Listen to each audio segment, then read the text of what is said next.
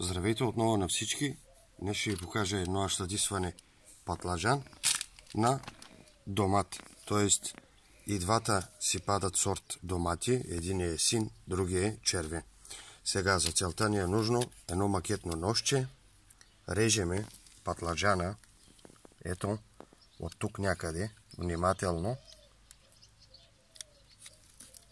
Внимателно режеме. Ножа малко не реже. Ето.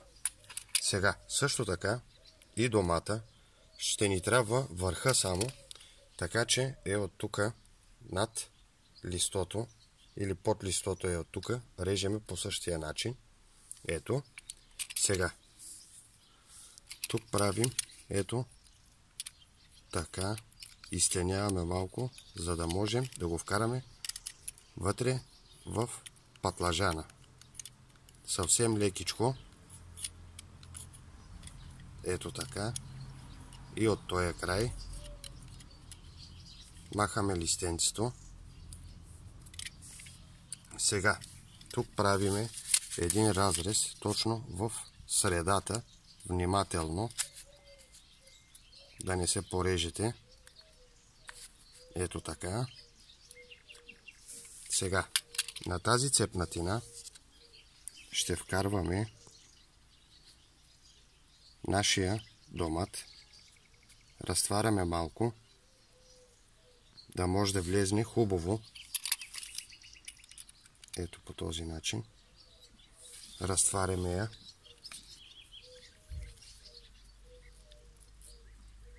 И трябва да изтениме още малко, за да може да я пъхнем вътре.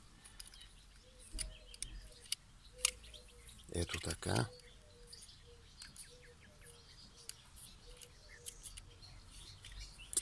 Не режеш нож. Да, по този начин разтваряме внимателно.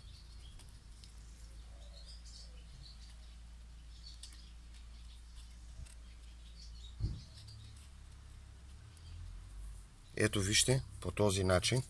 Сега с един лекопласт, аз ползвам в случая лекопласт. Изчакайте само, ще я дигнем.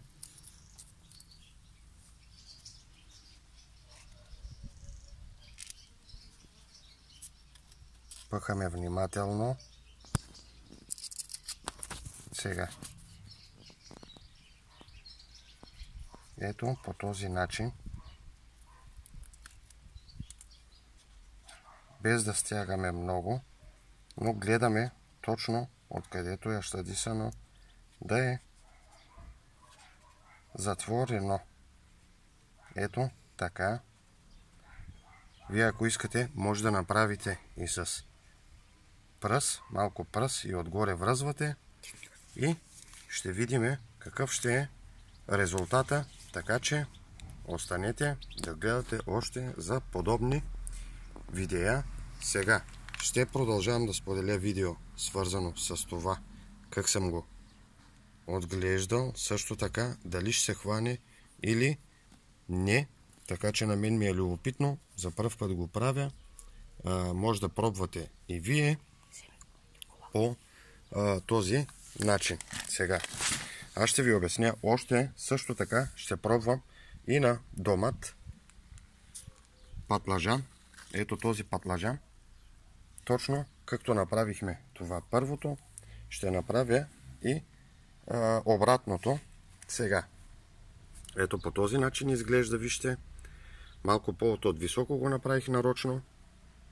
Сега ще видим какъв ще е резултата. С това видео преключвам тук.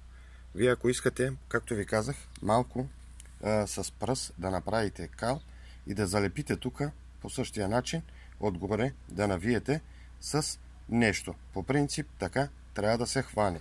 Ще стане ясно до 2-3 дена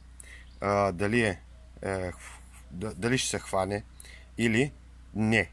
Така че останете с Мусти ТВ и очаквам коментари. Също така, моля, абонирайте се за канала за подобни видеа, защото това ще ми даде допълнителна мотивация да мога да споделя с вас подобни видеа. Сега ще го поливаме обилно и ще го оставим на топло място. Благодаря ви предварително, желая ви един хубав ден и чао от мен.